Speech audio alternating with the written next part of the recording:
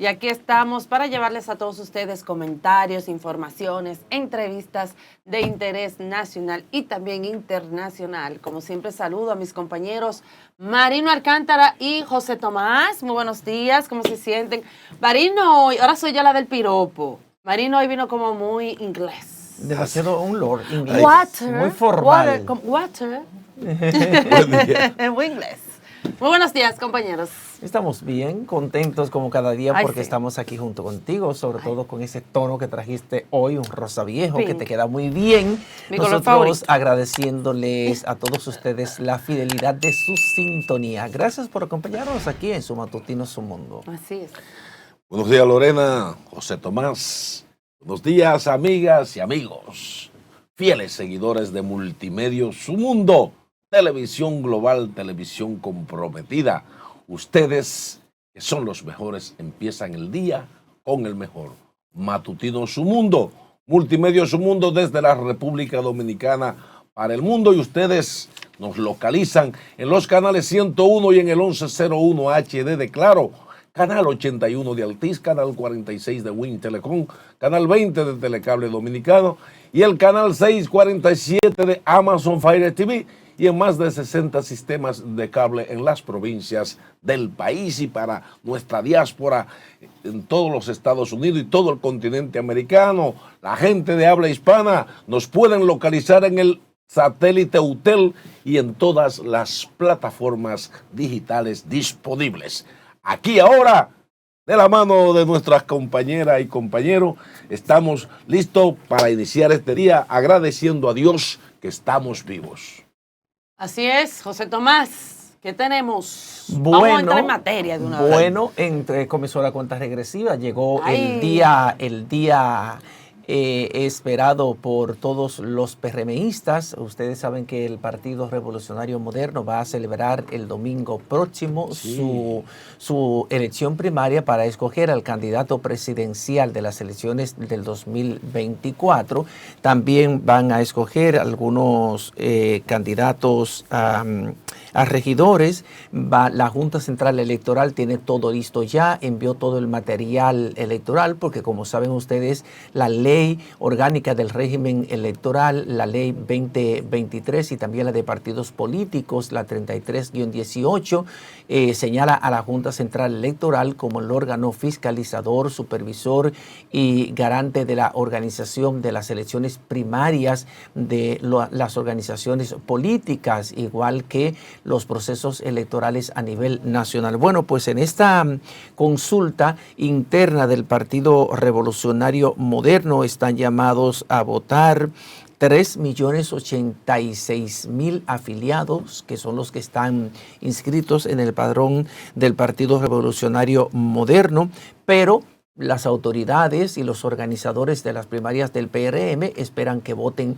400.000 personas. Uno no entiende cómo, si el partido de gobierno, que tiene todo el poder para movilizar, para llevar a los afiliados a su partido a votar en estas elecciones primarias, si tiene 3.086.000 afiliados, uno no entiende cómo es que ellos tienen una expectativa tan baja de que solamente voten 400.000 afiliados. Pero aún esa meta es un poco difícil de cumplir. Habrá funcionando en estas elecciones primarias del PRM 5.149 colegios electorales diseminados en 1.502 recintos electorales. Serán elegidos cerca de 2.000 candidatos del nivel municipal y el candidato presidencial. A la candidatura presidencial están aspirando el actual presidente de la República, Luis Rodolfo Abinader Corona, Ramón Alburquerque, Guido Gómez Mazara, y una mujer que se convierte en la primera mujer en aspirar a la candidatura presidencial del Partido Revolucionario Moderno, que es Delia Ortiz, una mujer con una extraordinaria formación profesional, con una gran capacidad de comunicación, y que la tuvimos entrevistada aquí. Ojalá se produjera este acontecimiento grandioso, que una mujer sea escogida como candidata presidencial del Partido Revolucionario Moderno. Necesitamos más mujeres con esa visión humanística, con esa visión, con ese criterio de sensibilidad social, que participen más mujeres en la política. Bueno, también serán escogidos 2.293 candidatos registrados. Están 2.293 candidatos están registrados para las regidurías de los 158 municipios y 1.235 vocales en 194 distritos municipales. Las elecciones serán realizadas en horario de 8 de la mañana a 4 de la tarde, cuando entonces comenzará la organización del cómputo para iniciar la transmisión de boletines con estas elecciones primarias del Partido Revolucionario Moderno. Aquí les dejo con mi compañera Lorena. Así es, también van a Erasme. escoger los alcaldes de Santo Domingo Este. Ay, padre mío.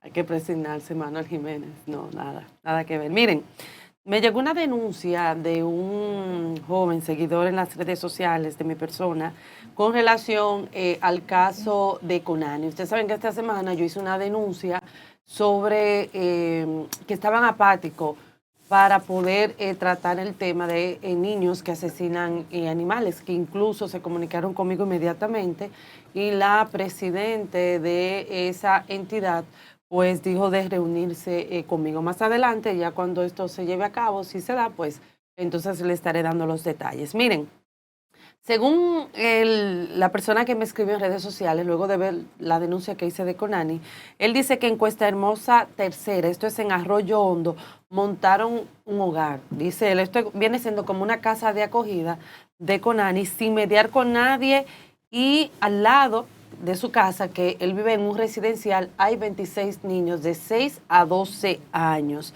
Entonces ellos dicen que ellos no paran de gritar, que siempre hay un musicón, un dembow. No entiendo, porque yo incluso lo escuché con unos videos que lo vamos a estar presentando sábado y domingo, y cuando ellos reclaman nadie salen. Asimismo dicen que ellos pusieron un abogado, también mandaron una comunicación al ayuntamiento, pero todavía no han dicho nada. Vamos a escuchar para que ustedes vean, esto es al lado de su residencia, los musicones y los gritos por parte de estos niños.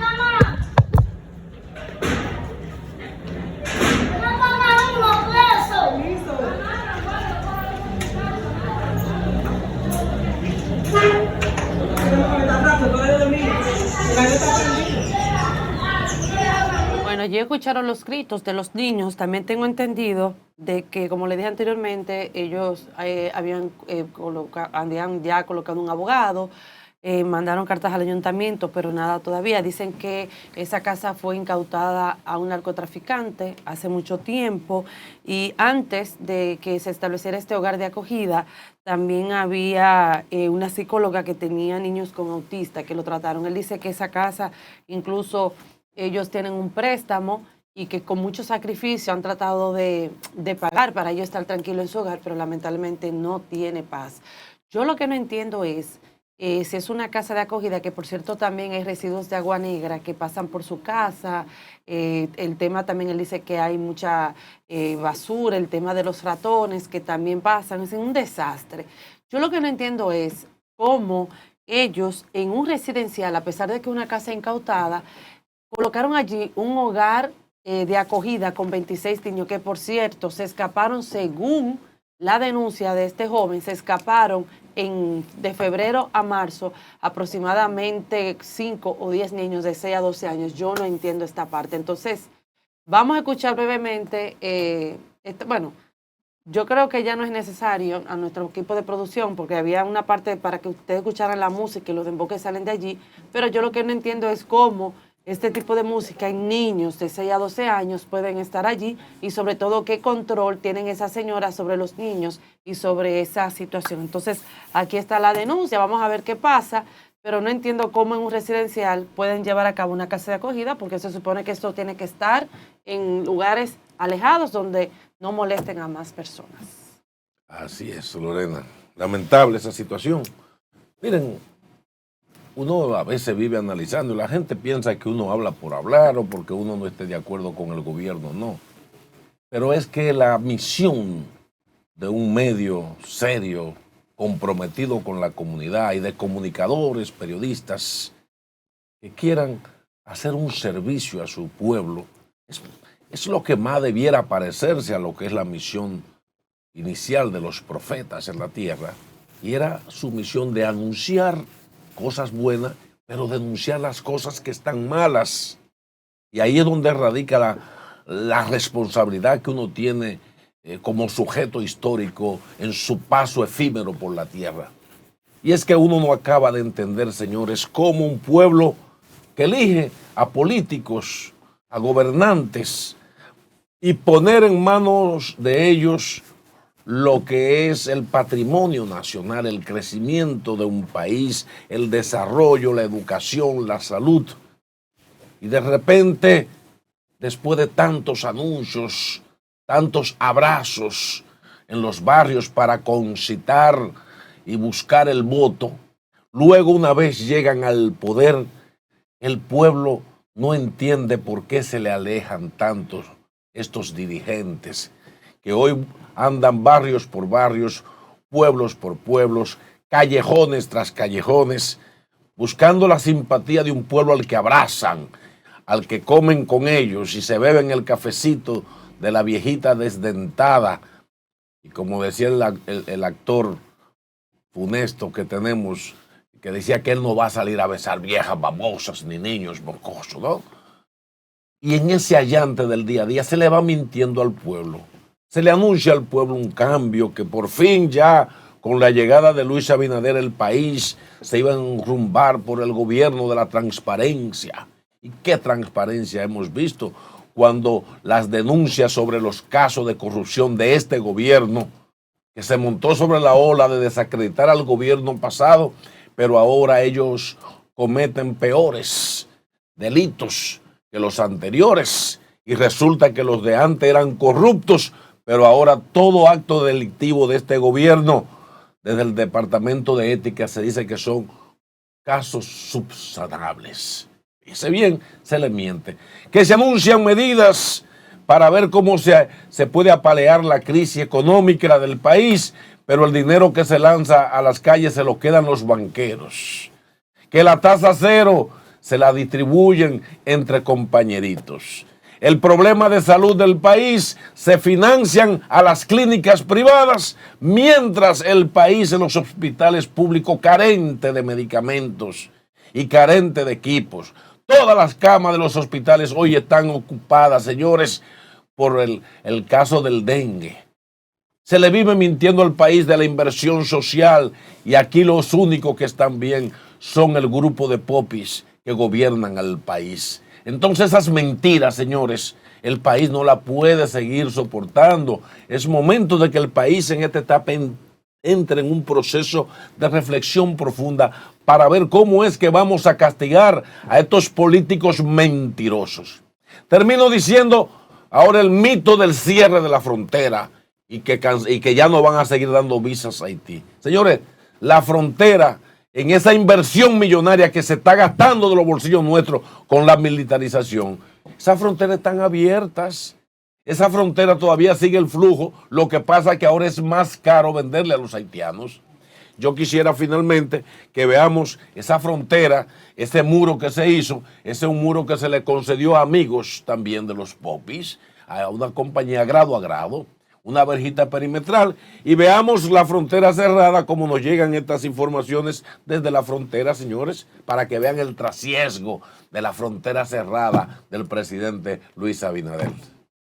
Mi gente, dice la frontera está firmando, mire, di que está cerrada, no hable esa frontera, mire. Mire cómo van los haitianos, con saco, harina, de todo. Mire el río. Increíble, hermano, porque es de verdad, los dominicanos no aguantan, de verdad. Y los haitianos son perros, ¿verdad? Mire cómo ellos están llevando. Harina, todo, de vaina ahí, ay, bobo. Ve, llévate, mire uno ahí. Mire cómo ellos van. Ay, mi madre. Hey, yes, sí. ¿Dónde está? Yo va bien con Juan. Moi, muy sabe, vamos que muy. Yo la primera no vas que está vencido. De verdad, la isla ahora está vencido, gente. Es un TikTok para toda la gente vea. La frontera no está enfermando, no está cerrada de verdad. Yo mal, man. Mire, Río.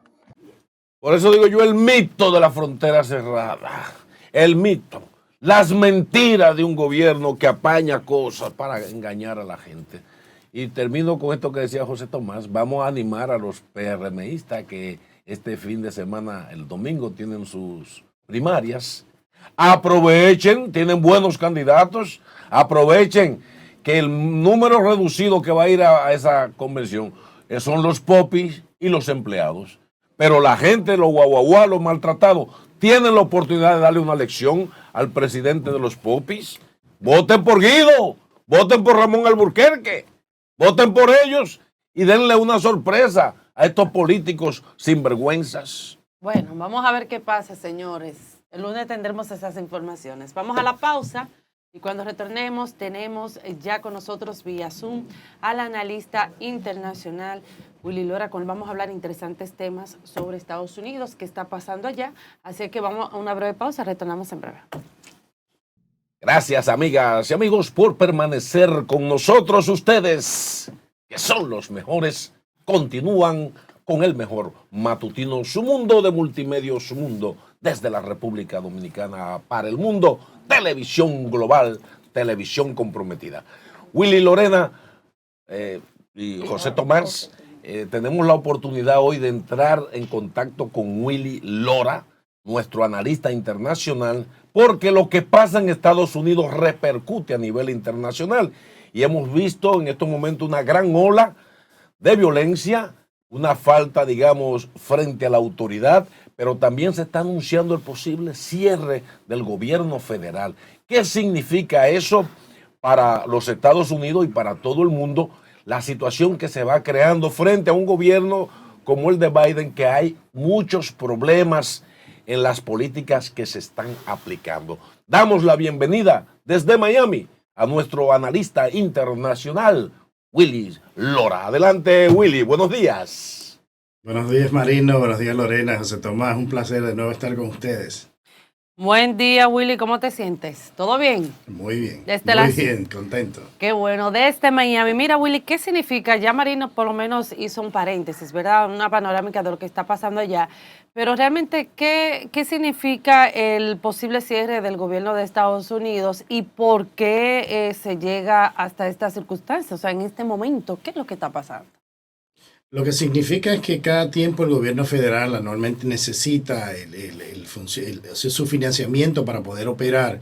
Lo que pasa es que el gasto público está de una manera muy alta, se refleja en la alta inflación, se refleja en el crecimiento económico lento que lleva el país, el alto costo. ¿Por qué? Porque los gastos públicos han subido muchísimo. Entonces, lo que está pasando es que el Partido Republicano, que controla la parte de la Cámara de Representantes del Congreso de Estados Unidos, le ha dicho al gobierno federal que necesita cortar este gasto público, y ellos han propuesto cortar hasta un 8% de lo que tienen propuesto para el gasto público, para de esa manera poder financiar el funcionamiento del gobierno. Lo que pasa cuando el gobierno se cierra, y ha pasado ya unas 34 veces desde 1980, es que los servicios no esenciales cesan de pasar. O sea, los empleados no esenciales del gobierno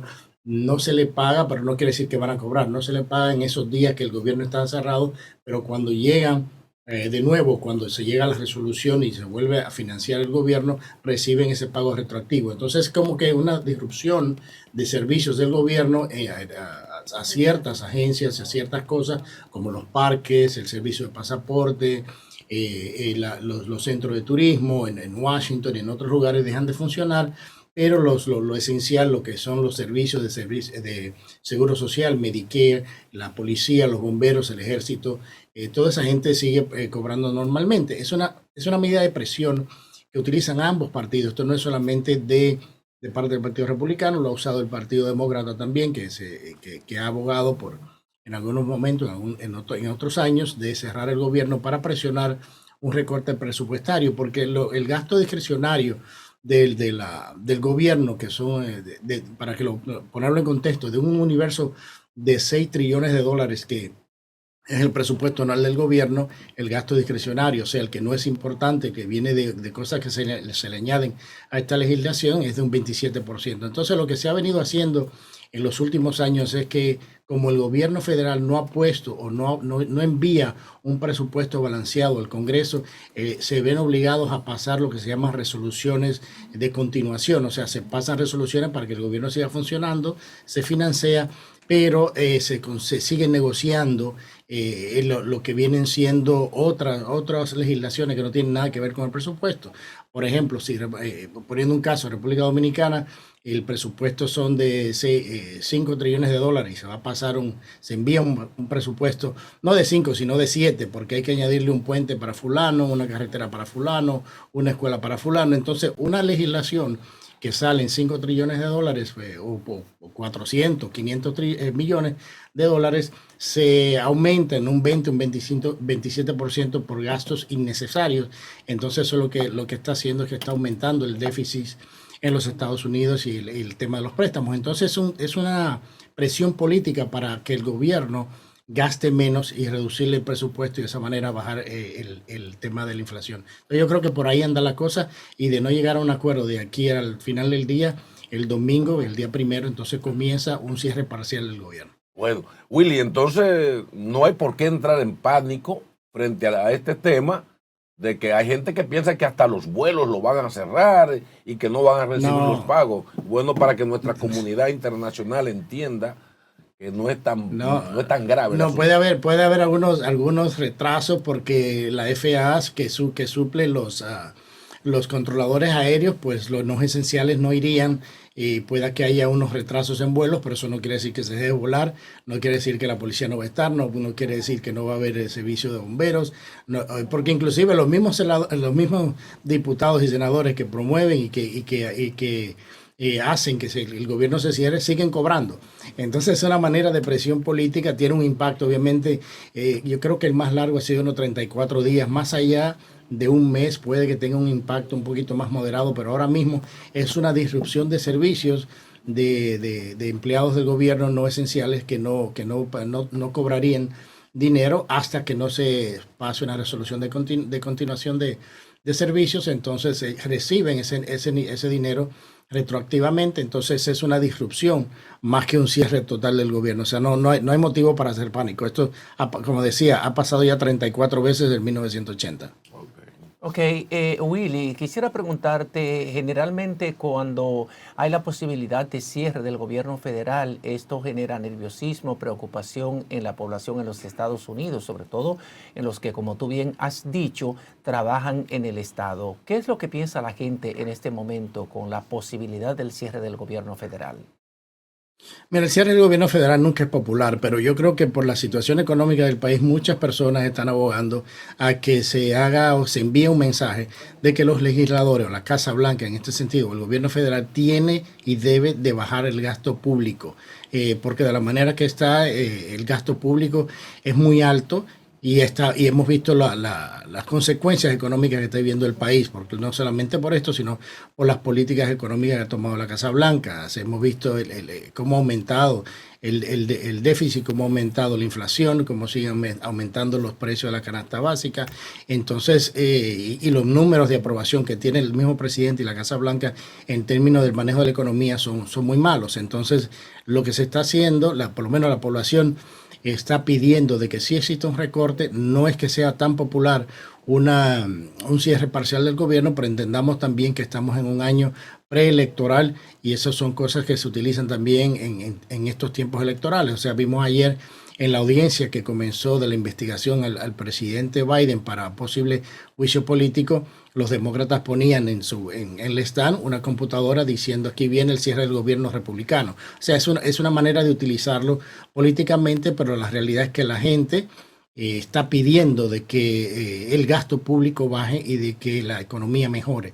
Que al final es eso por lo que vota mucho la gente, no solamente en Estados Unidos, sino en otros países que también económicamente están ellos para poder darle un voto a un candidato. Pero eso es básicamente lo que está en juego para el domingo. Willy, llama preocupación las imágenes que están dando vuelta en el mundo de esa especie de anarquía, sobre todo en un estado como Nueva York, Filadelfia, donde hay una especie de anarquía social y donde los casos, por ejemplo, de robos menores y asalto a tienda parece que no son penalizados, más el flujo de tantos inmigrantes tiene a mucha gente preocupada.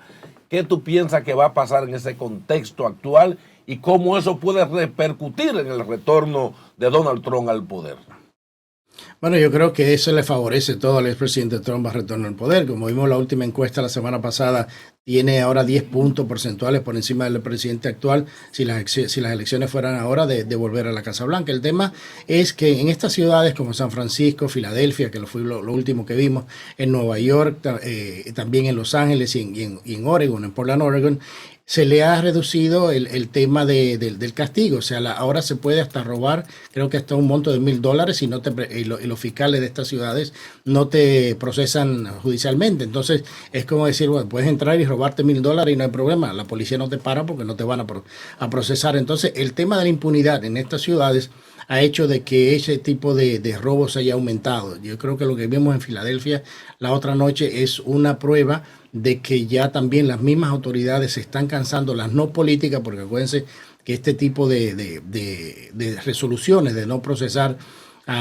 este tipo de crímenes son decisiones que lo hacen los políticos, no la policía. Entonces, en estas ciudades que han tomado este tipo de decisiones de no penalizar el robo a este nivel, es que hemos visto este tipo de violencia y la policía no se está metiendo. Pero lo que pasó en Filadelfia la otra noche fue que varias tiendas al mismo tiempo fueron saqueadas y la policía tuvo que responder. Entonces yo creo que la situación en ese sentido se le está yendo de las manos a estas ciudades grandes donde hemos visto este caos y esta violencia que está pasando, y eso definitivamente que ayuda más todavía las posibilidades de que el expresidente Trump pueda ganar las elecciones, porque es una persona que ha hablado de mano dura y ha hablado de ley y orden en los Estados Unidos que se ha perdido. Entonces yo creo que este tipo de eventos ayuda mucho al expresidente Trump a volver a la Casa Blanca. Bueno, Willy, muchísimas gracias por haber estado con nosotros. Si quieres agregar algo más antes de despedirnos. Bueno, no solamente quería añadir el tema de la importancia de las audiencias que se están siguiendo en el Congreso en cuanto al comienzo, al día de ayer, de las investigaciones hacia un juicio político del presidente Biden por el tema de lavado de activos, por el tema de su hijo no pagar impuestos por más de 2 y 3 millones de dólares. Cada día siguen saliendo más textos, más correos electrónicos que de una manera hacen una conexión entre los negocios de su hijo, Hunter Biden, y el presidente Biden, el cual siempre ha negado que no ha tenido nada que ver, pero las cosas cada día se le están poniendo más difícil para justificar que eso fue cierto. Los emails que salieron ayer y los mensajes que salieron ayer son devastadores para la narrativa de que no sabía nada, porque ya ha quedado básicamente demostrado de que sí participó en no solamente reuniones, en fotografías con líderes de otros países, con empresarios de otros países que su hijo estaba negociando, incluyendo mexicanos, o sea, empresarios mexicanos como Carlos Slim y otros. Entonces la cosa cada día se le está poniendo más difícil y existe una alta posibilidad de que después que salga toda esta información se le hagan artículos de juicio político al presidente actual, de seguir viendo la cantidad de información que sigue saliendo en esta audiencia, que no tenía antes de darle el poder a este comité investigador, no tenía la facultad de buscar ciertos documentos porque el Departamento de Justicia, el FBI, no querían cooperar con el Congreso, pero ahora se ven obligados a hacerlo. El mismo Departamento del Tesoro, y estamos viendo mucho más información que va a salir cada día, y esto le pone mucha presión al presidente Biden de un posible juicio político. Wow. Bueno, Willy, muchísimas gracias por haber estado con nosotros desde Miami, como siempre tratando temas de interés internacional. Gracias. Gracias a ustedes. Gracias, estuvo con nosotros Willy Lora, analista político internacional. Y de esta manera vamos a una breve pausa comercial y cuando retornemos ya tenemos nuestro próximo invitado aquí con nosotros. No se muevan para que puedan conocerlo y saber los temas que vamos a tratar. Vamos a la pausa. Así es. Seguimos aquí en su matutino Su Mundo y tenemos la grata presencia de Graviel Sánchez. Por eso enfatizo Graviel, porque es el único Graviel que conocemos. Graviel Sánchez, que es coordinador nacional del Falpo, también es docente de la Universidad Autónoma de Santo Domingo. Con él vamos a hablar de muchísimos temas, sobre todo los paros que han realizado en San Francisco de Macorís, exigiendo diversos reclamos del gobierno del PRM. Buenos días, Graviel. ¿Cómo te sientes? Buenos días, me siento bien. Un saludo a todos los amables televidentes que a esta hora sintonizan este matutino interesante, número 1 en República Dominicana. Gracias. Así es. Bueno, hablabas de la huelga nacional, José Tomás Marino. Yo sé que incluso estábamos manifestando estos días sobre esta huelga, ¿verdad? La situación actual que arropa el país, sobre todo cómo está la población. Sí, mira, no sé, pero cuando uno analiza los años 70, 80, 90 y entramos en el 2000 también, los movimientos populares, encabezados por diferentes grupos sociales, choferiles, etcétera, que hasta Copadeva en los barrios, junta de vecinos, el Falpo es el último movimiento, digamos, de intercambio social y de acción social de demanda que encabezó históricamente ya en los últimos años el país. Pero uno ha visto que en la medida que han ido entrando otros partidos al poder, las luchas y las manifestaciones en las calles por reivindicaciones han disminuido. Pero los problemas no han disminuido. O sea, lo que causaba las demandas para que el pueblo se lanzara a la calle sigue incluso hasta más grave. Sin embargo, los movimientos de protesta, reivindicativos, uno siente que se han ido mermando. ¿A qué achacaría usted? ¿Cuál sería la causa por la que hoy el pueblo se siente un poco desamparado de los sectores populares que llevaban las luchas del pueblo? Exacto, mira, fíjate, como tú has dicho, el Falpo es en la actualidad, digamos, modestia aparte, el único referente nacional de lucha que le queda al país. Nosotros nacimos en el año 1985, 14 de febrero, más de 3 décadas luchando y evidentemente no es que hemos dejado de luchar, no. La primera huelga que se le hizo al gobierno del PRM y a Luis Abinader se la hicimos nosotros y se la hicimos precisamente en el municipio de Bonao. Y constantemente estamos desarrollando luchas en esa dirección. Lo que pasa es que los tiempos han ido cambiando. Por ejemplo, las luchas donde hay sangre, luto, o sea, la gente no se quiere involucrar. La gente prefiere otros métodos de lucha. Si nosotros analizamos, por ejemplo, las grandes jornadas de lucha de la propia Marcha Verde, del 4%, o sea, de la lucha contra la cementera en los Haitises que se pretendía instalar, todas esas luchas se desarrollaron con gente. O sea, no es posible que una lucha sea llevada a un pueblo, a una comunidad, y se le imponga. Son la gente, son los comunitarios, es el pueblo que define su lucha, pero igual nosotros creemos que razones para la lucha habrá de sobra. Además, perdón, también hay un elemento importante. Por ejemplo, si tú te detienes a observar lo que fue la Marcha Verde, un número importante de sus dirigentes están colocados en el tren gubernamental. Entonces, definitivamente, bueno. Una de las cabezas es el embajador de España. Exacto. No, y otros, por ejemplo, otros también. Y otros están en el tren gubernamental. Que jugaron un rol de estelaridad, están en diferentes instancias del Estado. Que dicho sea de paso, trabajar en el Estado no es un delito. Yo soy un un empleado del Estado. Yo trabajo y también soy docente en la Universidad Autónoma de Santo Domingo y eso no me inhabilita para ser un luchador social. Pero definitivamente nosotros venimos desarrollando una agenda de lucha en todo el país. Recientemente se realizó esa jornada huelgaria en San Francisco y se exigen prácticamente los mismos problemas, las mismas reivindicaciones: construcción de la Plaza de la Cultura, asfaltado de las calles de San Francisco de Macorís con los diferentes pueblos que se conectan y a lo interno, construcción del hospital regional. O sea, son las mismas luchas. Es una pena que en nuestro país prácticamente las luchas sociales y populares no hayan podido evolucionar.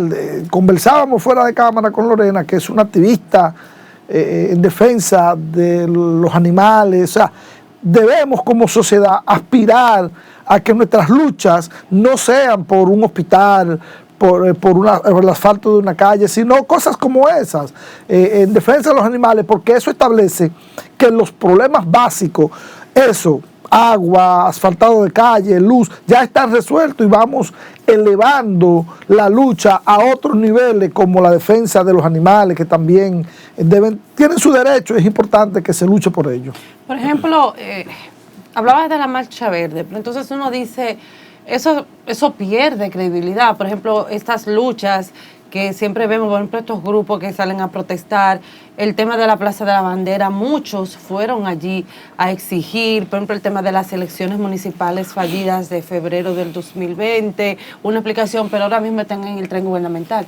¿Cómo eso le quita la credibilidad, por ejemplo, a este tipo de luchas de manera orgánica, que sí salen a exigirle, sea X o Y gobierno, que le cumpla con sus derechos?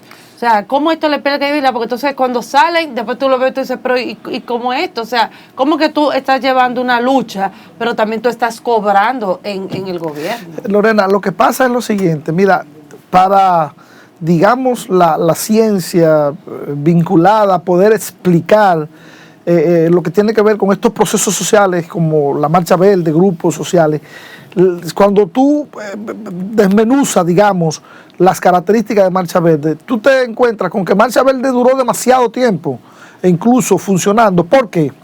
Bueno, Marcha Verde era la unión, digamos, de un conjunto de organizaciones, individuos muy, muy diferentes. Ahí estaban, por ejemplo, para decirte algo, los pro aborto sí. y la gente que está contra el aborto, los pro haitianos contra los anti haitianos. O sea, es un movimiento que solamente puede unificarlo un solo tema, que es la lucha contra la corrupción y impunidad en ese momento. Yo recuerdo que, por ejemplo, nosotros duramos 3 semanas discutiendo la ruta de una de esas marchas. La ruta, solamente 3 semanas, porque era muy difícil llegar a acuerdos, llegar a puntos en común.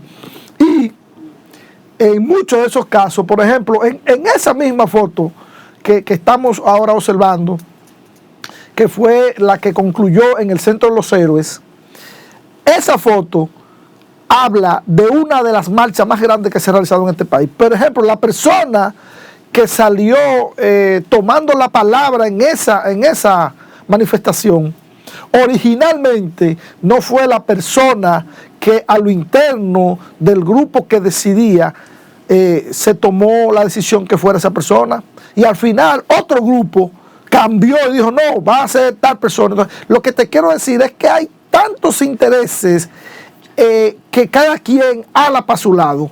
Marcha Verde duró demasiado tiempo de existencia y no era posible abordar ningún tema que no fuera básicamente la lucha contra la corrupción e impunidad, por la diversidad de los sectores que confluían en Marcha Verde. Era una cosa demasiado grande. Pero mira qué foto, perdón que te interrumpa.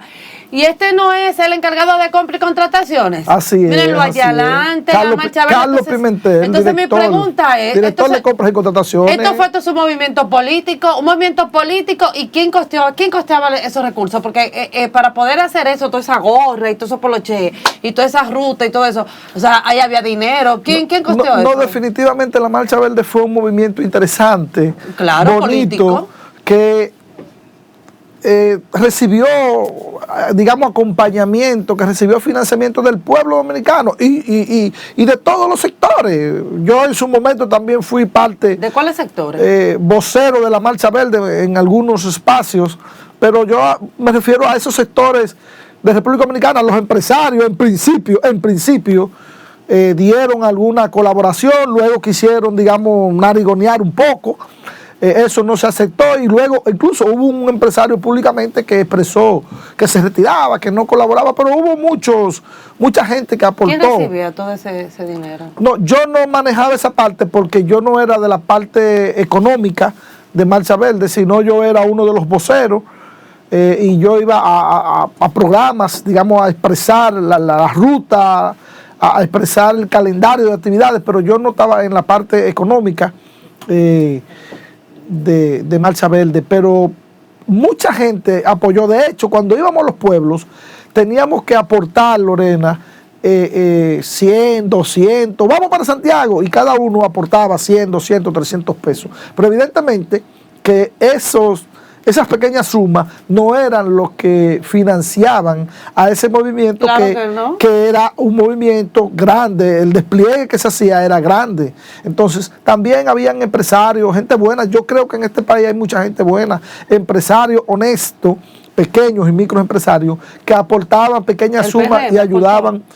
Bueno, en las diferentes marchas se veían muchos dirigentes del PRM vinculados, eso es así, porque ahí se veían, incluso me parece, si no me equivoco, que en algún momento hasta el presidente de la República y su esposa participaron en algunas de esas marchas. O sea, siempre habrá razones, amigos televidentes y Lorena, para protestar siempre. Y los partidos, sobre todo cuando están en la oposición, utilizan la protesta, porque ahora recientemente vimos un partido frente a la Junta Central Electoral en la Plaza de la Bandera, que fue mira el presidente Luis Abinader. Exacto, recuerdo en algún momento que habían ido a una actividad.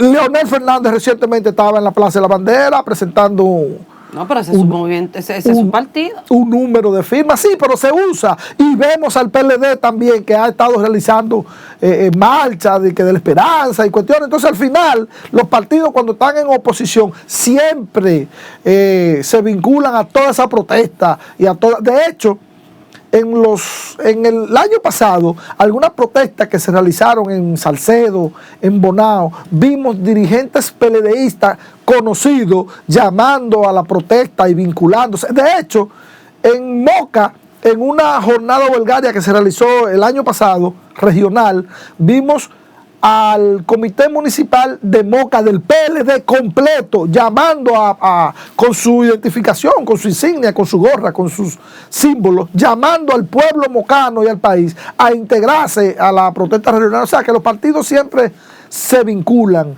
a la protesta cuando están siempre en la oposición. Una cosa es cuando están en oposición y otra es muy distinta cuando están en el gobierno. Vamos a hablar entonces, vamos a volver a las manifestaciones de protestas que ustedes han realizado en San Francisco de Macorís. ¿Cuáles son los principales reclamos? Hemos visto que ustedes no han recibido atención de las autoridades porque ni siquiera una comisión oficial fue a reunirse con ustedes.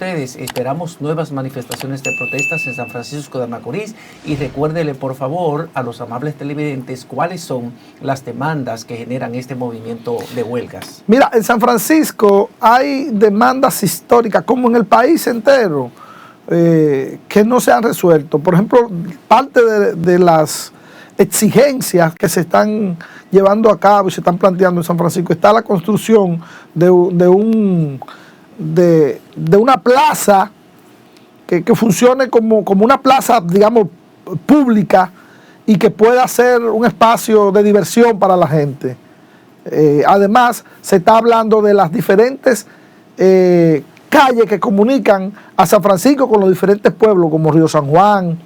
Además, también se está hablando de la construcción de un hospital regional, la Plaza de la Cultura específicamente, un hospital regional también.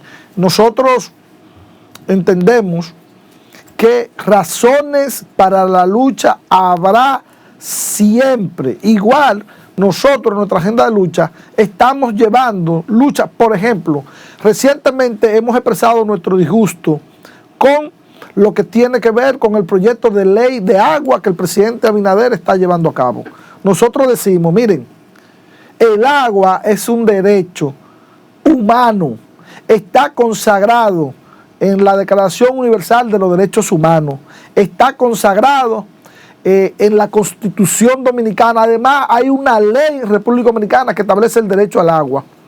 Y no entendemos por qué un bien estratégico del país tiene que ir a manos de una empresa israelí. Esa gestión de ese recurso estratégico tiene que ser administrada, dirigida, gestionada por el Estado Dominicano. ¿Por qué? Porque precisamente es un recurso estratégico, el agua, la luz, el transporte, la educación. Esos bienes y servicios que ofrecen los estados no pueden estar gestionadas por un estado extranjero.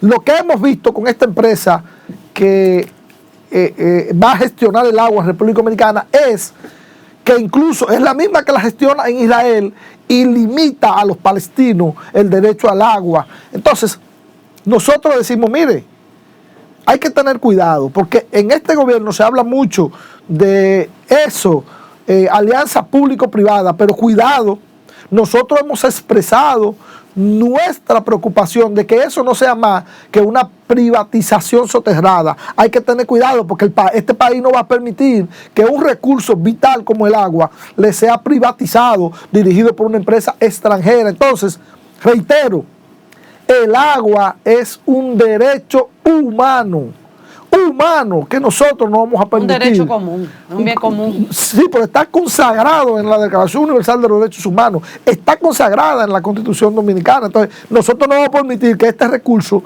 sea privatizado, señor presidente Luis Abinader. Esto es complicado. Entonces, vemos un afán muy fuerte de lo que tiene que ver con esto, alianza público-privada. No entendemos como que si el Estado fuera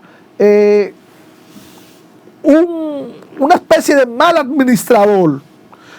Presidente, en el sector privado hay tanta o más corrupción que en el Estado.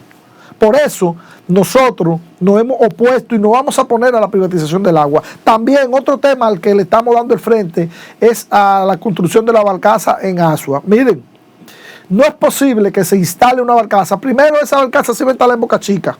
Se organizaron y no quisieron, y ahora entonces la llevan para los negros en Asua. Los pobladores de los negros en Asua no quieren la barcaza porque dicen que afecta su sistema. Los pescadores están viendo cómo su sustento, que es la pesca, se está viendo afectada. De hecho, hace ya un tiempo presentaron cientos de peces que estaban siendo digamos, muertos por los efectos de estas dos barcazas. Estaba en Cuba y ya regresó la barcaza. Entonces, presidente, se supone que usted va buscando la reelección, pero usted no puede irse en contra de lo que los ciudadanos, en este caso de los negros, están planteando, que no quieren la barcaza porque afecta. No tiene un estudio de impacto ambiental, no tiene un visto bueno de la Academia de Ciencias. La Academia de Ciencias dice que no hay un estudio de impacto ambiental, la Academia de Ciencias de la República Dominicana. Entonces,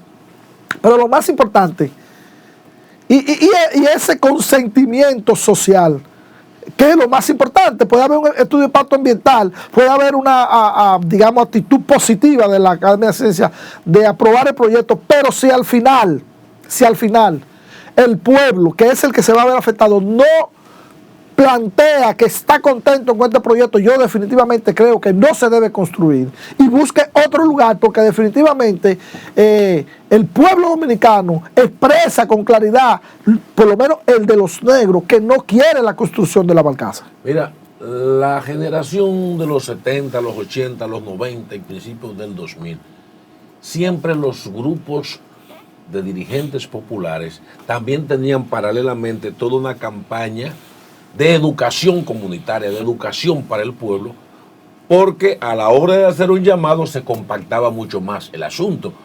¿Cómo están ustedes a nivel de contacto con la comunidad? Para que la comunidad, digamos, se exprese y luego que una manifestación, una huelga sea, digamos, el último mecanismo que se agota para exigir al gobierno, ¿no? ¿Cómo ve? Porque es que recuerdo Copadeva, cómo Copadeva trabajaba, tenían todos unos folletos, unos materiales que distribuían y tenían un encuentro comunitario.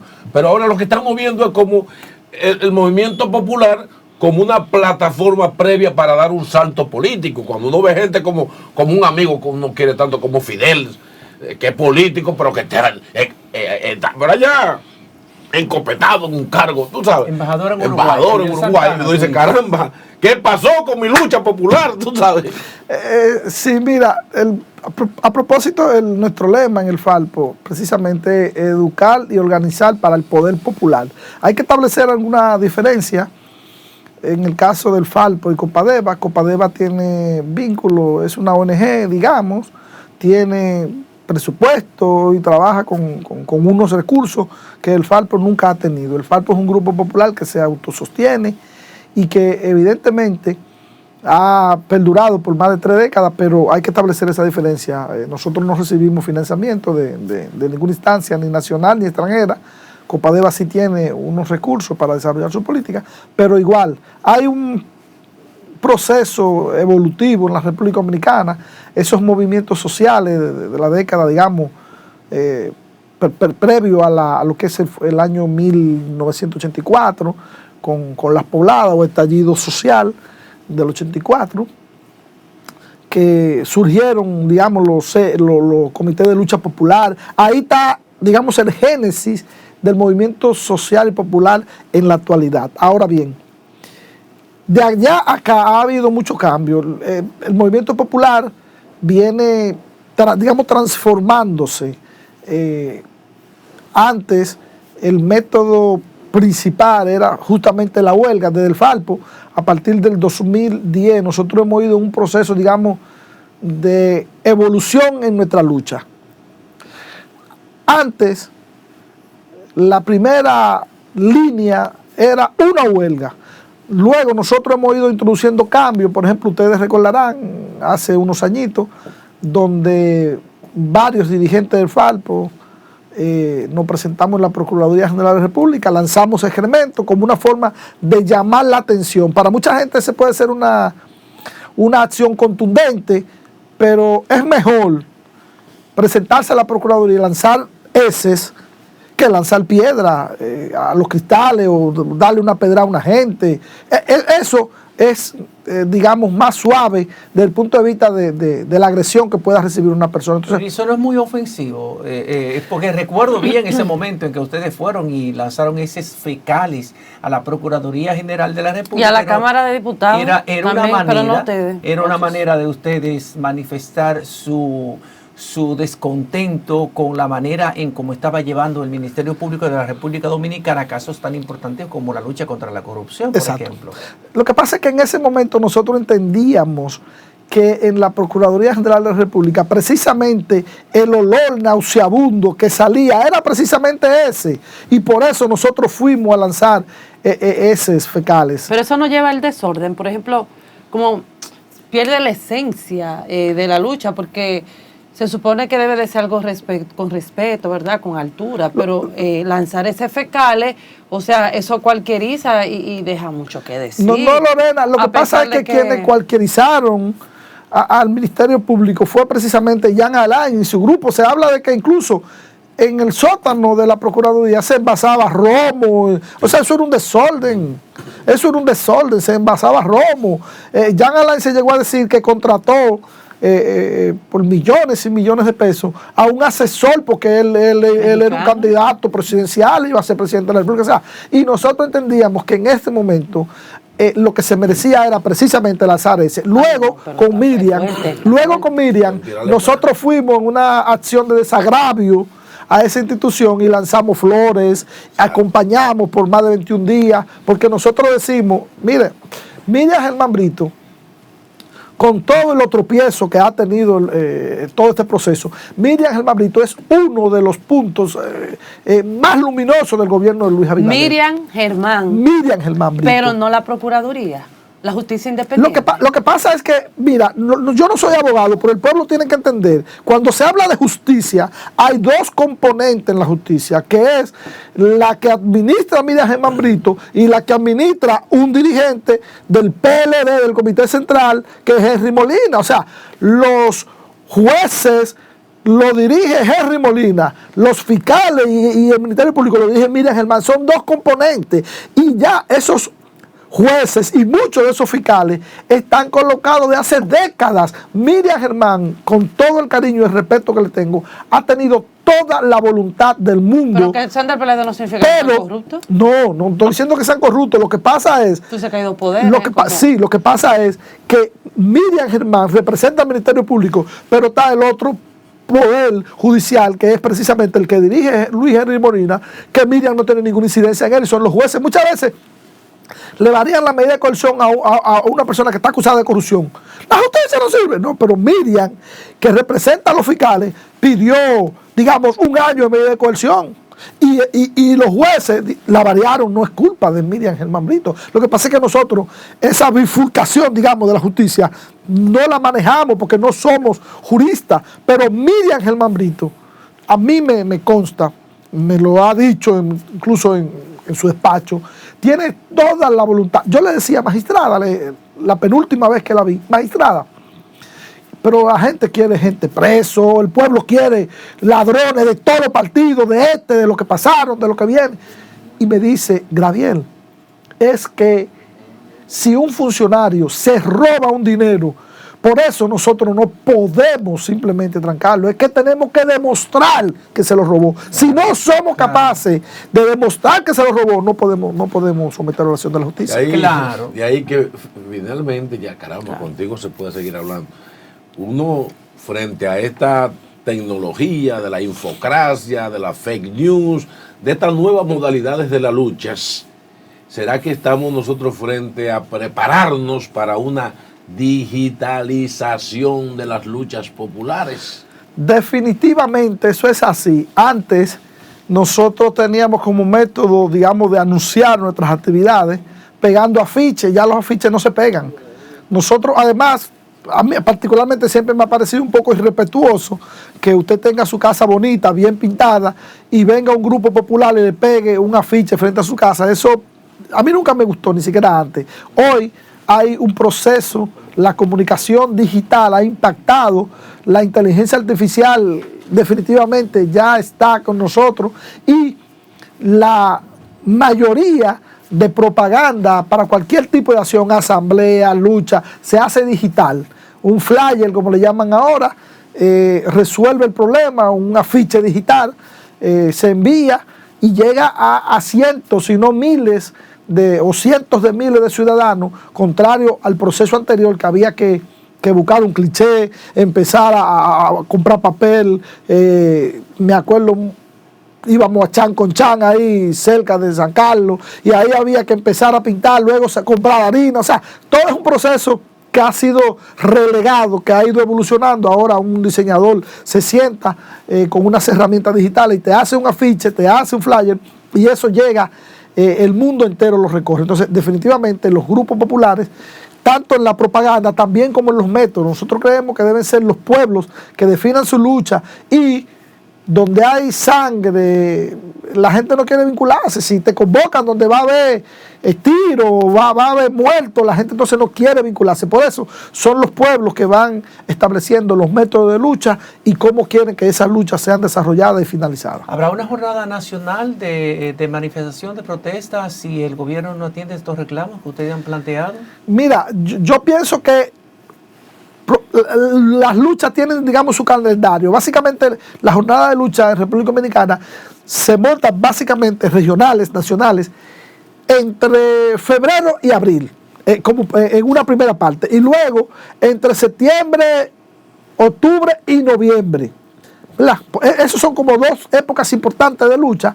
Ya estamos prácticamente en el último trimestre del año. La jornada huelgaria se está convocando una jornada huelgaria, vamos a ver cómo se da, estamos en conversación con los organizadores, pero es importante... Aquí están como vagos, en la del distrito. Ya, no, lo que pasa es San que... Francisco está activo, pero Sí, lo que pasa, la última huelga que se hizo en el distrito se la hicimos nosotros a Danilo Medina y evidentemente tuvimos que profundizar mucho porque...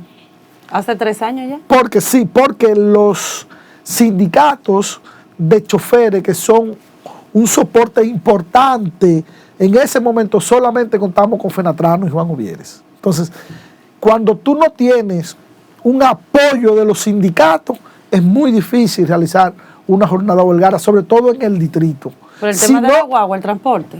Sí, porque si los sindicatos, y muchos sindicatos, la mayoría, incluso el propio Fenatrano, está administrando corredores, entonces eso complica un poco las cosas, porque ¿quién va a ver a Mochotrán, por ejemplo, apoyando una huelga? ¿O quién va a ver al senador de Santiago Rodríguez apoyando una huelga? Por eso mismo, Antonio Marte, no la están la apoyando. población tiene que llevar la contraria, o sea, eso no puede detener la lucha, los ideales. Lorena, siempre habrá razones para la protesta. El pueblo dominicano no se puede dejar matar. Donde quiera que haya la necesidad de organizar una protesta, ahí habrá una protesta y nosotros estaremos Pero aquí hay acompañándolo. necesidad y ustedes lo hicieron hace 3 años y están poniendo todo eso gigante. No, lo que pasa es que las protestas son un conjunto de acciones previas. O sea, nosotros no decimos, nos levantamos y decimos, mañana hay una huelga. No, nosotros hacemos primero un conjunto de acciones para luego terminar, porque la huelga no es el inicio, la huelga es el final. Nunca se debe iniciar por una huelga. La huelga es el proceso final. Bueno, muchísimas gracias por haber estado con nosotros, esperando, ¿verdad?, que esas posiciones sigan, ¿verdad, José Tomás? Firmes y Sí, Marín. que el movimiento social... Y que eso no le impide a ustedes salir y protestar, que los transportistas, que no, antes no se veía eso, antes la gente salía, claro, organizado y sin violencia. Bueno, hemos tenido a Gabriel Sánchez, que es el coordinador nacional del Frente Amplio de Lucha Popular, el FALPO, con nosotros en el día de hoy, a quien agradecemos la distinción de visitarnos y que vuelva nuevamente cuando tengan nuevas manifestaciones de protesta o informaciones importantes que ofrecer a la comunidad dominicana. Así es. A la lucha, pueblo. Vamos a la pausa. Gracias, amigas y amigos, por permanecer con nosotros. Usted está en Matutino, su mundo, de Multimedios, su mundo, desde la República Dominicana para el mundo. Multimedios, su mundo, televisión global, televisión comprometida. Aquí, José Tomás, vamos a tener ahora la gran oportunidad de presentar a toda esa audiencia y televidentes a nivel nacional e internacional a una persona, a un gran luchador comunitario, un amigo que se llama Jean Daniel Daniel, que tiene una fundación que se llama Palanca, para que él nos explique qué hace su organización, tanto en República Dominicana como en los Estados Unidos, donde recientemente están haciendo un gran trabajo, sobre todo con personas de otros tipos de inteligencia, ¿no? Bienvenido. Muchas gracias, gracias por recibirme.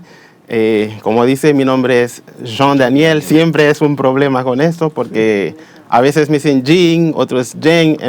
Yo digo, bueno, mi nombre es Jin Jen Jong, ya, Jin como un Jen chino, Jong. sí, no hay problema con esto. Cuéntanos de tu organización, qué hace, qué te ha motivado, cuándo inicia. Bueno, Palanca Solidaria se llama la institución, es una organización que trabaja a favor de las personas con discapacidad. Nosotros iniciamos operaciones en el 2019, cuando empecé un programa de educación fotográfica inclusiva para personas con discapacidad auditiva, sordo, porque yo soy fotógrafo. Humildemente siempre digo que soy el tercer mejor fotógrafo de la isla. Sí. Los otros 2 murieron hace poco. Bueno. Sí, pues empezamos con el Instituto para Sordos Santa Rosa, ese programa de educación fotográfica con los sordos y oyentes. Nosotros siempre trabajamos con esos 2 grupos. Llamamos eso una inclusión inclusiva, porque trabajan nada más con la discapacidad y dejar fuera a los oyentes sería una forma de discriminación. Entonces siempre incluimos a esos dos grupos. Posteriormente nosotros abrimos un estudio fotográfico para los sordos y también oyentes que son parte del programa, porque los jóvenes están muy interesados en trabajar, en ser emprendedores de la fotografía, pero no tienen los recursos. Por eso nosotros tenemos ese espacio donde los jóvenes pueden recibir a sus clientes, desarrollar su negocio, pero usando siempre nuestros espacios y nuestros equipos. Luego nosotros pasamos a otro tipo de programa adicional, que es un programa de emprendimiento, no solamente para sordos, sino también para personas con discapacidad físico-motora en silla de rueda. Fue algo como muy casual. La idea era trabajar con los sordos, pero en ese programa que empezamos, enseñando lo que es la sublimación para hacer productos personalizados, gorra, camiseta, taza, y se nos juntaron unas personas en silla de rueda que no teníamos previsto para ese programa. Y incluso tuvimos que hacer unos cambios del local donde íbamos a estar trabajando, que era un tercer piso sin acceso para las personas con discapacidad física. Entonces tuvimos que cambiar todo. Y ahí entendimos que debíamos ampliar el programa. Y desde entonces estamos trabajando también con las personas con discapacidad física. Igual tenemos un centro, eso lo llamamos un coworking solidario, un espacio de trabajo para personas con discapacidad donde pueden también desarrollar su emprendimiento. Si tiene un pedido de 200 camisetas, lo que sea, unas bolsas, van al espacio, desarrollan su emprendimiento y ese dinero es de ellos. Eso es lo que estamos haciendo, pero también trabajamos en la parte educativa, no vamos a decir diplomática. Nosotros tenemos un programa de modelo de las Naciones Unidas para personas con discapacidad, sobre todo los sordos. Es un proyecto muy ambicioso y muy novedoso, porque sabe que en un modelo es una simulación donde los jóvenes fungen como embajadores. Por ejemplo, tenemos esa crisis, el conflicto entre Haití y Dominicana acerca del canal. Entonces, ¿qué hacemos? Los jóvenes se reúnen, entonces asumen una posición diplomática, pero siempre respetando, al contrario, y negociación en paz para llegar a una resolución de conflicto. Eso es lo que se hace. Puede ser la situación en Irak, en Ucrania, lo que sea. Los jóvenes trabajan esto. El Ministerio de Educación tiene un programa muy interesante con esto, pero solamente para las personas oyentes. Okay. Entonces nosotros decidimos hacer lo mismo, pero con las personas con discapacidad auditiva. Y en mi último viaje a los Estados Unidos, yo fui a la misma sede de las Naciones Unidas. Cuando planteamos esto, eso fue como que algo caído del cielo, porque habían querido implementar algo así en lengua de señas y no sabían cómo hacerlo. De modo que en abril del 2024 vamos a tener el primer modelo en las Naciones Unidas en lengua de señas. Ok, ¿con cuántas personas están ustedes trabajando en la actualidad y de dónde se nutre económicamente la Fundación Palanca Solidaria para llevar a cabo todos estos programas? Ustedes me has dicho que ustedes comenzaron en el 2019, entonces eso me permite intuir que ya están incorporados como fundación y que por vía de consecuencia la incorporación le da recursos del Estado. ¿Cuánto reciben ustedes del Estado y de dónde provienen, de qué otras fuentes provienen los recursos que ustedes utilizan? Hasta ahora nosotros trabajamos con fondos propios, no estamos recibiendo del Estado, aunque sí tenemos previsto quizás el próximo año someter la documentación para esto. Pero hasta ahora nosotros, por ejemplo, los talleres de fotografía se imparten en el Instituto Santa Rosa. Entonces tenemos el espacio. Si hay que hacer una práctica en el botánico, en el zoológico, entonces eso no es gran problema.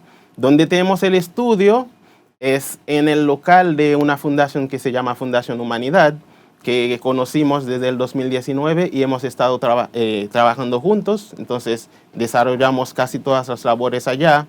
Ya por 4 años consecutivos hemos estado recibiendo personas de fuera, fotógrafos, para impartir talleres y ellos siempre se quedan en el mismo local de la Fundación Humanidad, pero de otra parte no estamos recibiendo fondos nosotros. Ok, cuéntanos entonces cómo el paso entonces a ir a Estados Unidos, que hemos visto que han estado ya por allá, por Miami, Sí, Florida. sí, nosotros estamos en la Florida y ya hemos empezado el proceso también de incorporación allá.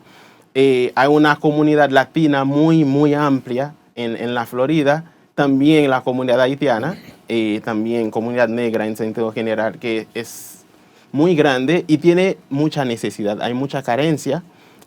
Hay muchos de los latinos, por ejemplo, que son personas de escasos recursos, sobre todo por el tema de la educación. Tiene poca educación, entonces no tiene acceso a un trabajo como ellos quisieran tener. También el tema de la legalidad. O sea, entonces las personas como que a veces se esconden, vamos a decir. El gobernador allá está siendo muy estricto ahora con el tema de la migración ilegal y está poniendo trabas, entonces las personas no siempre tienen que hacer. Entonces también las personas con discapacidad abundan. Aunque hay mayor conciencia en los Estados Unidos de ese problema, no deja de ser que hay posibilidad y hay oportunidad de hacer mucho trabajo con esa población allá. Bueno, ¿cuáles son los próximos pasos que va a dar la Fundación Palanca? Tú sabes que la población de personas con discapacidad auditiva y los oyentes que también necesitan el apoyo de ustedes es amplia la cantidad de personas. ¿Cuáles son los próximos pasos que van a dar ustedes? ¿Cuáles son los nuevos programas y proyectos que van a desarrollar, si tienen en carpeta algunos? Ok, nosotros abogamos mucho por la unidad en ese tipo de trabajo. Hay muchísimas organizaciones que desarrollan trabajo a favor de las personas con discapacidad, pero me he dado cuenta en el poco tiempo que tengo trabajando con la discapacidad que no siempre hay unidad, no siempre hay unión.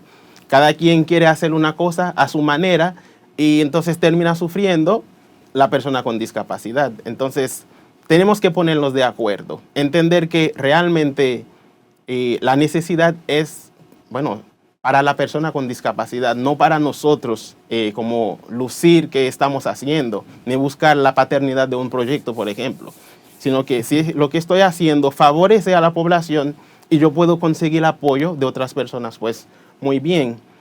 Proyectos próximos, nosotros estamos ampliando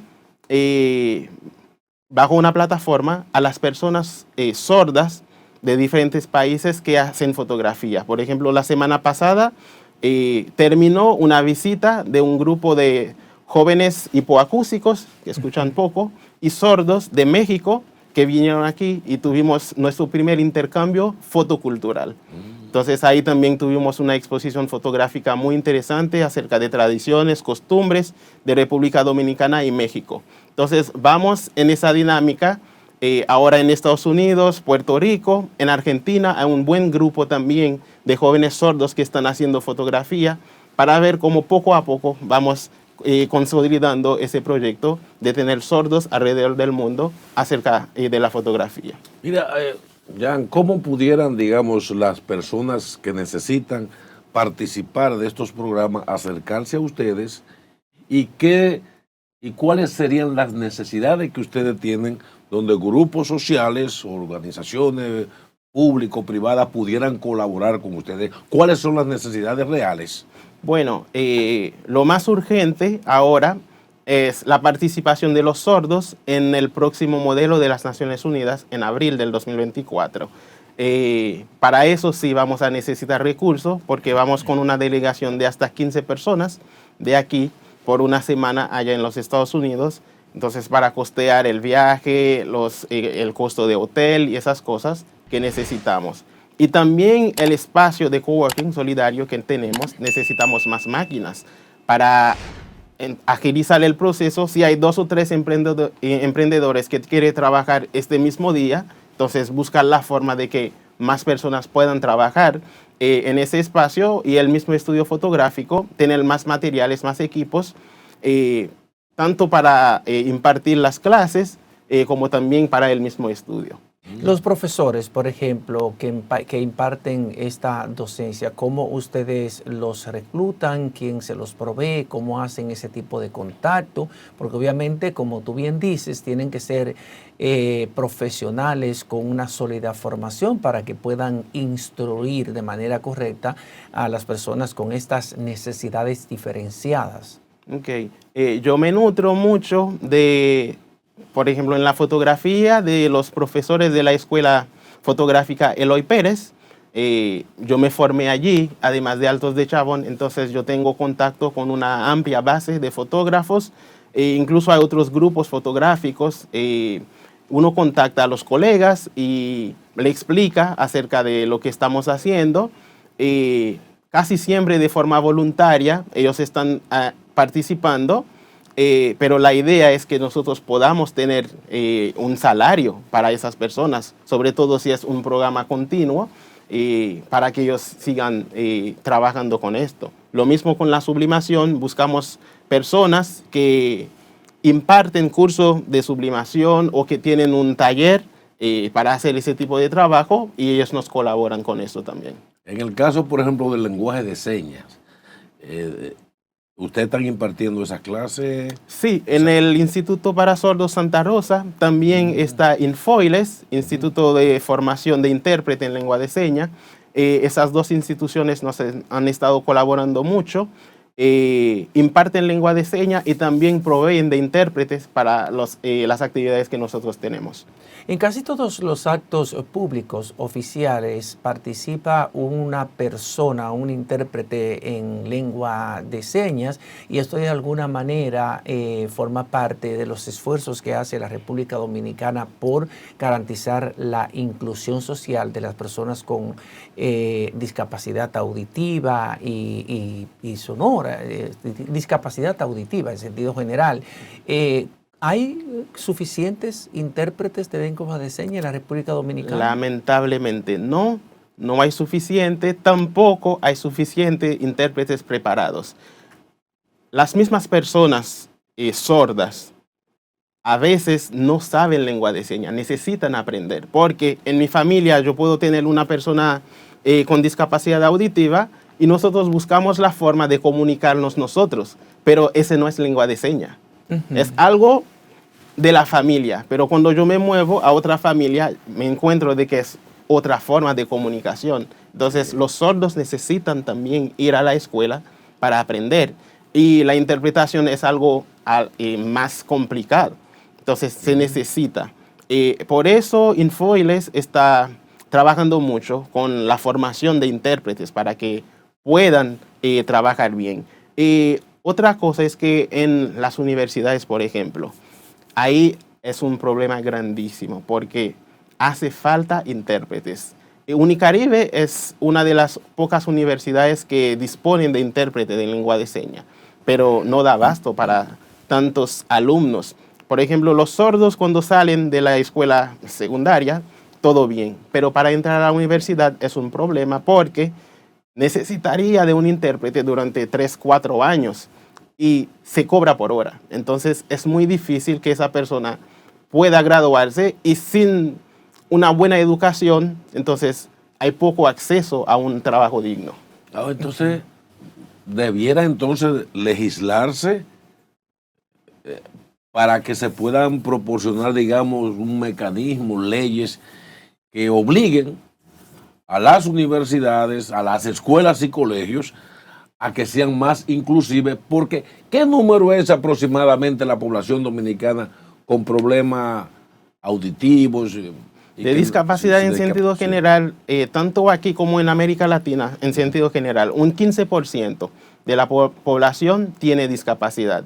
Hace un mes y algo ya se promulgó aquí en la República Dominicana la ley que reconoce la lengua de señas como un sistema de comunicación en la República Dominicana. Se supone que a partir de esa ley entonces se va a hacer la gestión para que cada institución pudiera tener por lo menos un intérprete.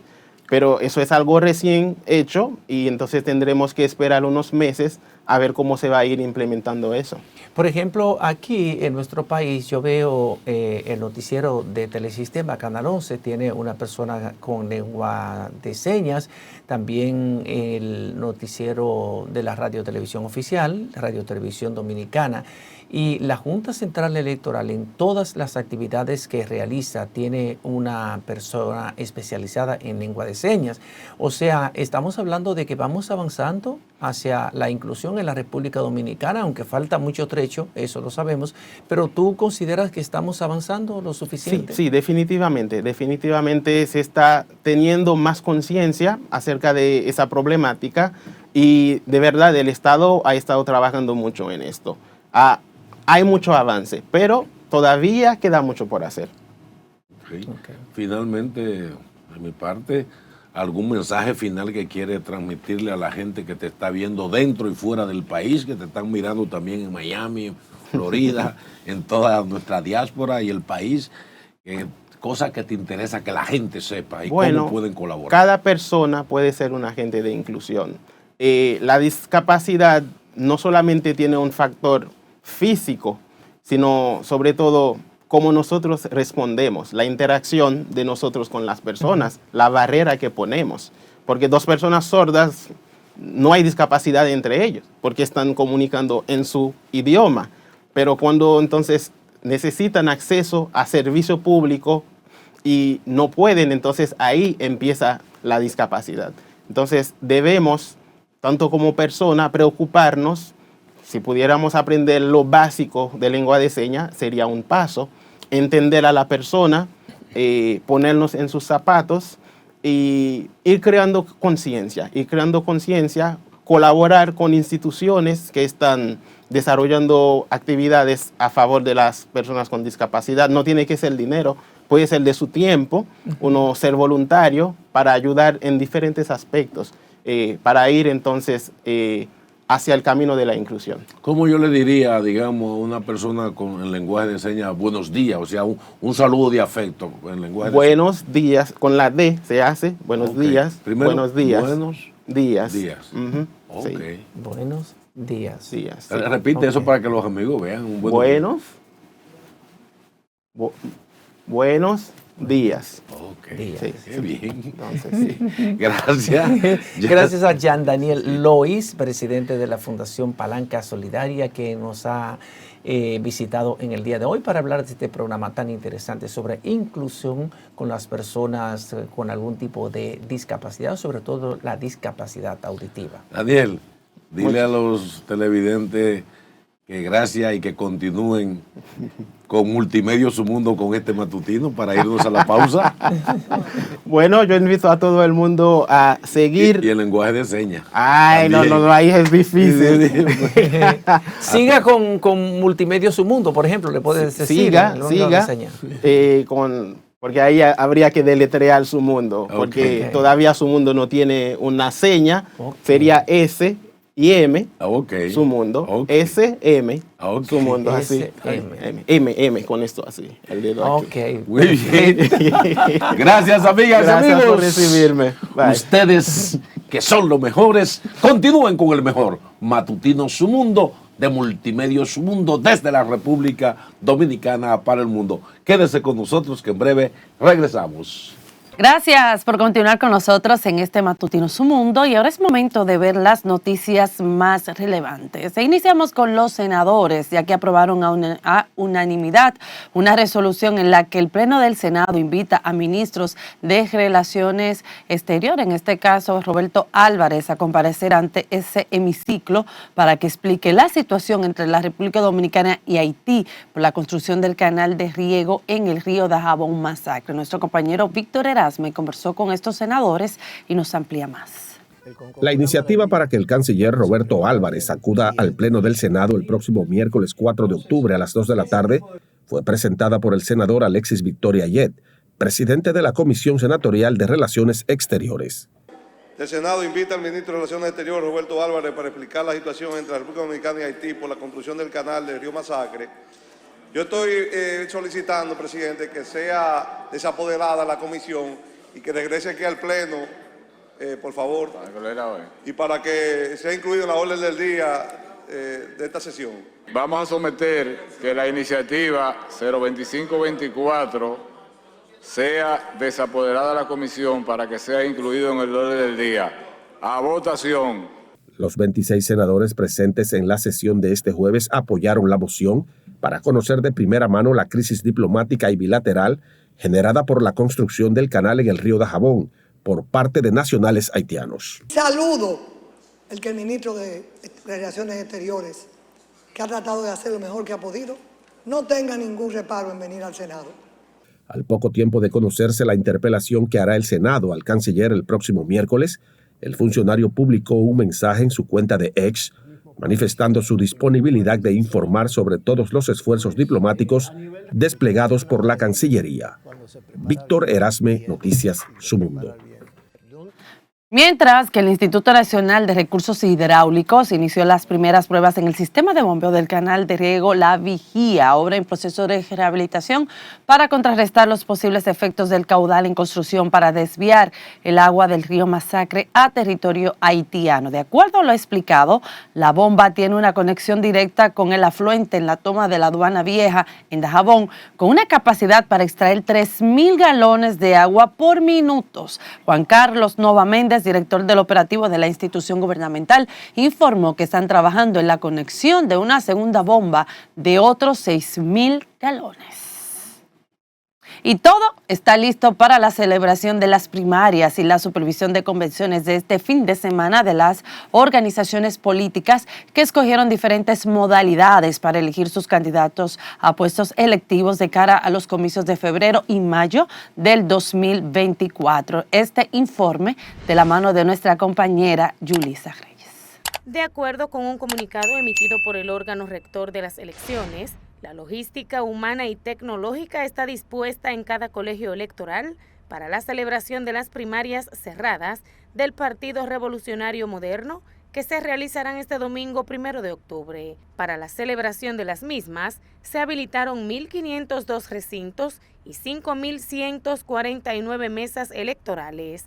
El proceso será supervisado por la Junta, como lo establece la Ley 33-18, en tanto que supervisará junto a las direcciones de partidos políticos las convenciones del Partido de la Liberación Dominicana, que se realizarán en el Distrito Nacional y en Santo Domingo Este, bajo la modalidad de encuesta. Las organizaciones políticas tienen como plazo para escoger a sus candidatos a puestos de elección popular a través de las distintas modalidades a primarias que se dividen en convenciones y en encuestas hasta el próximo 29 de octubre de este 2023, conforme con lo que se establece en los reglamentos. Yulisa Reyes, Noticias Su Mundo.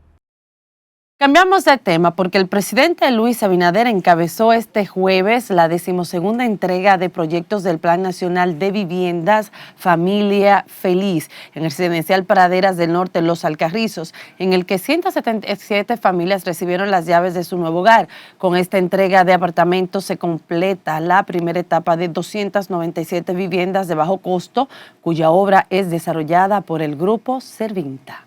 En Servinta Logari asumimos estos proyectos con pasión y un alto nivel de responsabilidad social.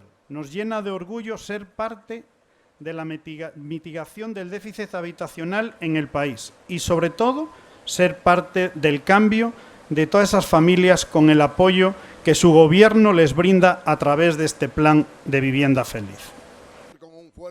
El programa, que se dejó iniciado este miércoles, partirá con la construcción de 250 unidades habitacionales desarrollado por el Grupo Servinta y de las cuales el 94% serán destinadas a listados oficiales subalternos y suboficiales con un promedio de 12 años de servicio. Ahora pasamos al sector agropecuario porque ante un panorama de desesperación que han mostrado algunos productores de huevos, grandes productores avícolas y el Ministerio de Agricultura anunciaron que este miércoles que comprarán esa proteína a los productores locales. Nuestra compañera Yulisa Reyes nos amplía más. El ministro de Agricultura, Limber Cruz, informó la compra de huevos a productores avícolas afectados por el cierre de la frontera dominicana con Haití. Tras una reunión con los representantes de la Asociación Dominicana de Avicultura, la Asociación Nacional de Gallinas Ponedoras y la Asociación Nacional de Productores de Huevos, el ministro Cruz informó que se adoptó la medida para que estos productores no se vean afectados con las medidas tomadas por el gobierno ante el conflicto por la construcción del canal de riego en el río Masacre. Que vayan con su listado del inventario que tienen, que la Asociación Dominicana de Avicultores va a recibir todos los huevos y con pago inmediato a cada uno de los productores, no importa que no sean proveedores del Estado. El funcionario dijo además que los huevos serán distribuidos a la población a través del Instituto Nacional de Estabilización de Precios, de los Comedores Económicos del Estado Dominicano y del Instituto Nacional de Bienestar Estudiantil. En este sentido, Jochi Polanco, presidente de la Asociación Dominicana de Avicultores, informó que las unidades de huevos serán compradas a 4.50 pesos. Hacer un llamado a todos los productores nacionales que se comuniquen con el ARA a través de todas las asociaciones del país, que le vamos a recibir los huevos a todos los pequeños productores a través del gobierno. Unos 4 millones de unidades de huevos serán comprados por el INESPRE esta semana y para la próxima semana se mantendrá ese nivel de compra. Asimismo, 8 millones de huevos adquirirá el INAVIE y otra cantidad similar para los comedores económicos. Así lo informó Iván Hernández, director del INESPRE. Yulisa Reyes, Noticias, Su Mundo. Hasta aquí hemos llegado al final de nuestro segmento de lo más relevante.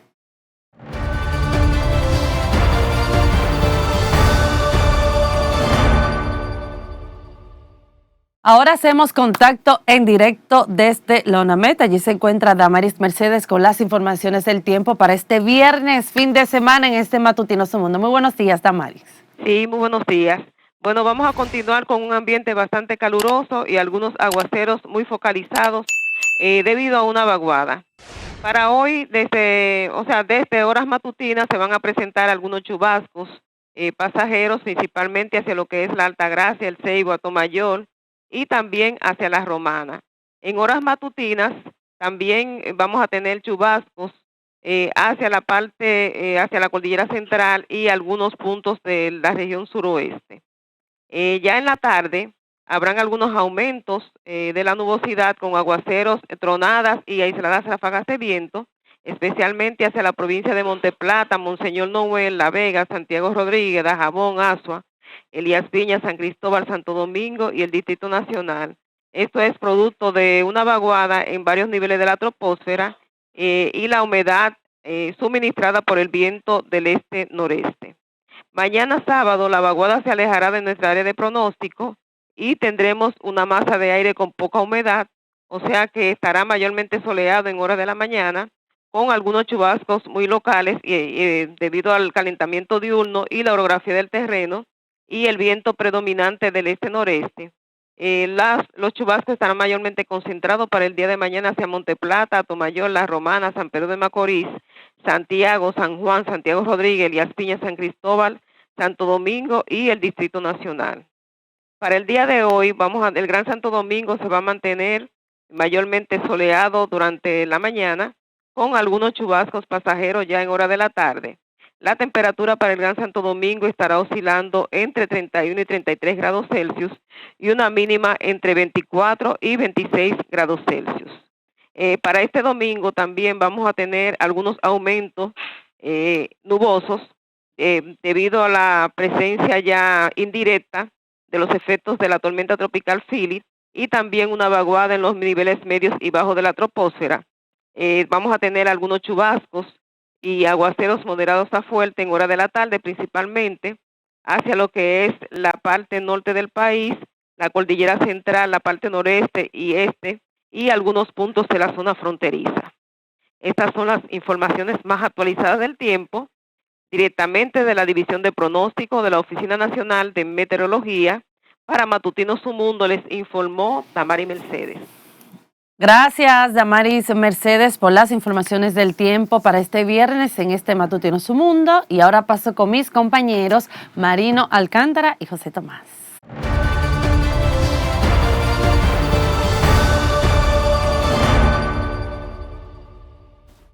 Gracias, Lorena, por las informaciones. Lorena y José Tomás, precisamente llegamos al cierre, el final. Ay, sí. Hay una fiesta muy conmemorativa y que está muy metida en la psique cultural del pueblo dominicano, José Tomás. Grandiosa fiesta porque hoy es el día de San Miguel Arcángel, una celebración a la que se unen centenares de personas de diferentes pueblos del país, no solamente de la capital. Hay una iglesia de la parroquia San Miguel que está aquí en el Distrito Nacional, por ahí por los alrededores de la zona colonial, ¿no? En la zona limítrofe de la ciudad colonial se reúnen centenares de personas en el día de hoy, van a orar, van a presentarle, por ejemplo, promesas que hayan hecho por un favor que hayan pedido a San Miguel. Lo ven como el defensor de las injusticias, el Arcángel Miguel, y va mucha gente allí. Hay varios servicios religiosos que comenzaron a las 6:30 de la mañana, el último será a las 5:30 de la tarde, así es que si usted todavía no ha pasado por la parroquia San Miguel puede ir, y en la religiosidad popular, porque hay que decirlo, es conocido como Belie Bercán. Bueno, mucho palo y mucho... Y mucho chivo y mucho moro. ¿Tú vas a comer chivo y moro? Yo creo que sí. Ya tú te vas a poner tu pañuelo y ya tu baile. No, el moro no es de San Miguel. Bueno, pero se lo hacen. San Miguel, porque cada uno tiene un servicio especial. Bueno, los luaces tienen un servicio especial. Exacto. Eso es muy profundo. Por ejemplo, yo no... a San Elías, que es el varón del cementerio, le ofrendan café negro, café sin endulzar. ¿Y tú te vas a dar tus alturas? Gocen sus palos y su música. Ay, Dios, romo. Tú te vas a dar tu romo. ¿Y tú, Marino? No. Marino se va a dar. Vamos bueno, señores, hasta el lunes.